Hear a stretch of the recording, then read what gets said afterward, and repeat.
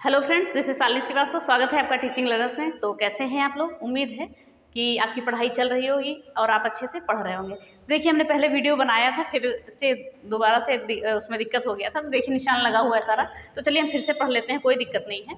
ठीक है, चलिए हम फिर से पढ़ लेते हैं। यहाँ पर देखिए, हम बात करते हैं यात्रा वृत्तांत की। यहाँ पर हम बात करेंगे इससे पहले कि हमने बहुत सारा जगह देख ली, कहानी हो गई। इससे पहले हमने हिंदी साहित्य पूरा देख लिया लगभग, और कहानी देखा, नाटक देखा, नाटककारों को देखा, उपन्यासकारों को देखा। तो सारी चीज़ें इंपॉर्टेंट हैं, और जो यहाँ से आप पढ़ेंगे फिर आप मत पढ़िएगा कहीं से। साहित्य के लिए उतना सफिशियंट है, तो एक्स्ट्रा आपको पढ़ने की आवश्यकता नहीं है।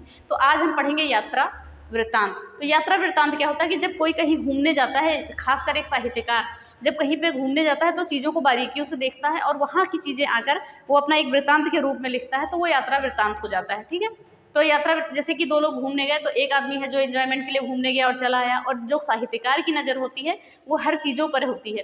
ठीक है, तो जो वो कहीं घूमने जाते हैं तो अच्छे से सभी चीज़ों को बारीकियों से देखते हैं और उसको आके वो अपनी रचनाओं में उतारते हैं। तो चलिए अब सीधे हम देखते हैं यात्रा वृत्तांत को। तो इससे पहले आप अगर आप हमारे चैनल पर नए हैं तो प्लीज़ चैनल को सब्सक्राइब करिएगा और शेयर करिएगा। तो चलिए यात्रा वृत्तांत पे हम देखते हैं। ये महत्वपूर्ण चीज़ें हैं लिखी हैं जो एग्जाम में आपकी पूछी गई हैं, ये संभावित हैं, तो इनको देख लीजिएगा। तो बस इतना ही पढ़िएगा यात्रा वृत्तांत में, और ज़्यादा मत पढ़िएगा, नहीं तो दिक्कत होगी, ज़्यादा समय आपका बर्बाद होगा। तो चलिए अब सीधे देखते हैं यात्रा वृत्तांत क्या है। सरयू पार की यात्रा, ये भारतेंदु हरिश्चंद्र जी की है रचना। चलिए एक बार हम ऐसे पढ़ लेते हैं, फिर हम देखते हैं। यात्रा वृत्तांत इधर लिखा है और वृत्तांतकार इधर लिखे हुए हैं। सरयू पार की यात्रा भारतेंदु हरिश्चंद्र जी की है। सुदूर दक्षिण पूर्व सेठ गोविंद दास की है। और मेरी पूर्व दिग यात्रा ये दामोदर शास्त्री की है। और हमारी जापान यात्रा ये कन्हैयालाल मिश्र की है। ठीक है, ये कन्हैयालाल मिश्र की है, कन्हैयालाल मिश्र की है। और ये राहुल सकृत्यायन की बात करें तो जैसे कि हमने पिछले उसमें पढ़ा है कि जैसे मुंशी प्रेमचंद जी की रचनाएं होती है, जयशंकर प्रसाद जी की रचनाएं होती हैं और हरिश्चंद्र जी की रचनाएं होती थी, वैसे ही यात्रा वृत्तांतकार में राहुल सकृत्यायन का स्थान है। इन्होंने बहुत सारी यात्राएं की थी, जैसे मेरी यूरोप यात्रा, मेरी तिब्बत यात्रा, मेरी लद्दाख यात्रा, किन्नर देश में घुमक्कड़ शास्त्र, रूस में 25 मास, एशिया के दुर्गम खंडों में, और रामेश्वरम यात्रा देवी प्रसाद खत्री जी की है। मेरी यूरोप यात्रा में 6 मास, रामनारायण मिश्र जी की रचना है ये। और पृथ्वी प्रदक्षिणा ये शिव प्रसाद गुप्त जी की है।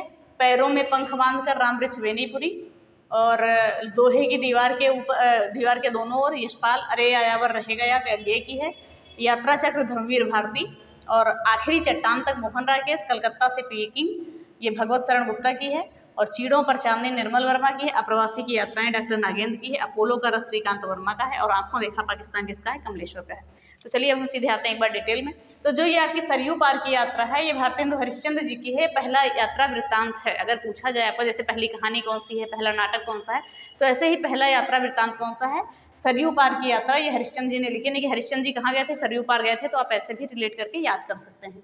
ठीक है, तो ये याद करिए। सुदूर दक्षिण पूर्व ये गोविंद दास की है, सेठ गोविंद दास की है। सुदूर दक्षिण पूर्व सेठ गोविंद जी रहते थे, तो ऐसे भी आप याद कर सकते हैं। मेरी पूर्व दिग यात्रा दामोदर शास्त्री, दिग से दामोदर, ऐसे आप याद कर सकते हैं। हमारी जापान यात्रा ये कन्हैयालाल मिश्र की है। जापान कौन गए थे? कन्हैयालाल जी गए थे, तो आप ऐसे याद कर सकते हैं। हमारी जापान यात्रा कन्हैयालाल मिश्र की है। फिर अब हम बात करेंगे राहुल सकृत्यायन जी कहाँ कहाँ गए थे, देखते हैं।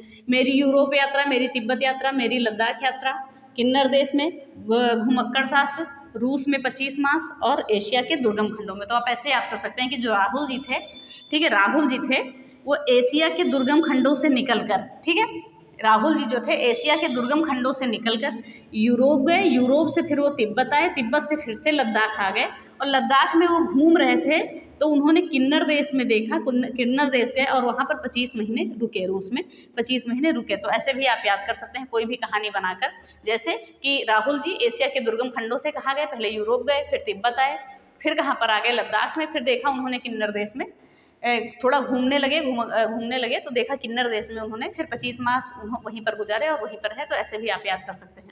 तो मेरी यूरोप यात्रा, मेरी तिब्बत यात्रा, मेरी लद्दाख यात्रा, किन्नर देश में घुमक्कड़ शास्त्र, रूस में 25 मास, और एशिया के दुर्गम खंडों में, ये किसकी रचना है? राहुल सकृत्यायन जी की है। रामेश्वरम यात्रा देवी प्रसाद खत्री जी की है। राम जी किससे संबंधित हैं? देवी जी से, तो आप ऐसे याद कर सकते हैं, देवी सीता से। तो रामेश्वरम यात्रा देवी प्रसाद खत्री। और यूरोप यात्रा में 6 मास रामनारायण मिश्र की है। यूरोप यात्रा करने कौन गए थे? रामनारायण मिश्र गए थे 6 महीने के लिए, तो ऐसे आप याद कर सकते हैं। फिर देखते हैं पृथ्वी प्रदक्षिणा, ये शिव प्रसाद गुप्त की है। ठीक है। पृथ्वी प्रदक्षिणा जो है ये शिव प्रसाद गुप्त जी की रचना है, उनकी यात्रा वृत्तांत है। और पैरों में पंख बांधकर राम वृक्ष बेनीपुरी, देखिए पंख किसके होती है, पंख होता है पक्षियों के, और पक्षी किस पर बैठते हैं, वृक्ष पर बैठते हैं, तो आप ऐसे रिलेट कर सकते हैं, पैरों में पंख बांधकर, तो राम वृक्ष बेनीपुरी की रचना है, ऐसे आप याद कर सकते हैं। इनकी यात्रा वृत्तांत है। और लोहे के दीवार के दोनों ओर यशपाल का, यश कहाँ पर फैला, पाल का यश कहाँ पर फैला, दीवार के, लोहे के दीवार के दोनों ओर पाल का यश फैल गया, आप ऐसे याद कर सकते हैं। लोहे की दीवार के दोनों ओर यशपाल जी की है।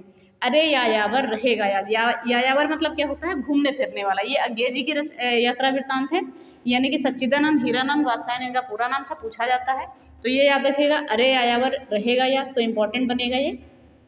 फिर यात्रा चक्र किसकी है, धर्मवीर भारती की है, यानी कि धर्म यात्रा कौन कर रहा था, भारती जी कर रहे थे, ऐसे भी याद कर सकते हैं कि वीरों की धर्म यात्रा किसने की, धर्मवीर भारती ने की, तो ऐसे आप याद कर सकते हैं, यात्रा चक्र धर्मवीर भारती। फिर आखिरी चट्टान तक मोहन राकेश ने क्या किया, आखिरी चट्टान तक लड़ते रहे, या कुछ भी याद कर सकते हैं आप ऐसे ही। कलकत्ता से पीकिंग भगवत शरण गुप्ता, ठीक है, कलकत्ता से वो पीकिंग की शरण में गया, ऐसे याद कर सकते हैं, कलकत्ता से पीकिंग की शरण में गया, तो ऐसे भगवत शरण गुप्ता याद कर सकते हैं। चीड़ों पर चांदनी निर्मल, चांदनी कैसी होती है, निर्मल होती है, ठीक है। चीड़ों पर चांदनी, चांदनी कैसी होती है, निर्मल होती है, तो चीड़ों पर चांदनी किसकी रचना है, निर्मल वर्मा की है, ऐसे आप याद कर लीजिएगा। अप्रवासी की यात्राएं डॉक्टर नागेंद्र की है, नागेंद्र जी ऐसे कह सकते हैं क्या थे, अप्रवासी थे, तो अप्रवासी की यात्राएं किसकी है, डॉक्टर नागेंद्र की है। फिर बात करेंगे अपोलो का रथ, अपोलो का रथ ये श्रीकांत वर्मा जी की है, अपोलो का रथ किसका है, श्रीकांत वर्मा जी की है।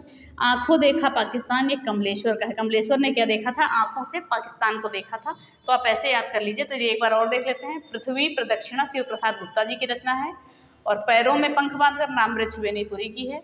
लोहे की दीवार के दोनों ओर यशपाल की है। अरे यायावर रहेगा याद अज्ञेय जी की है। यात्रा चक्र धर्मवीर भारती।